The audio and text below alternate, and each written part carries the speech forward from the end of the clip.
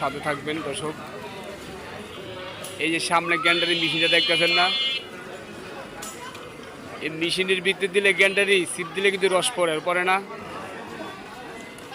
সিপটা একবারে রস বার করে উপরে সোপাটা থাকে। এবং এই রস দিয়া কি কি হয় জানেন? এই রস দিয়া চিনি হয়, চিনি হওয়ার পরে এই চিনি দিয়া গুড় বানায়, গুড়, এটা তো জানেন। চিনি দিয়া যে গুড় বানায় জানেন? দেখেন কি সুন্দরভাবে রস টিপতেছে এবং দর্শক খাচ্ছে। তো রস খাওয়াটা কিন্তু ভালো, গ্যান্ডারির রস খাওয়াটা কিন্তু প্রিয় জিনিস, ভালো জিনিস। তো সবাই গ্যান্ডারির রস খাবেন, ভালো থাকবেন এবং আল্লাহ তাআলা ভালো রাখবে।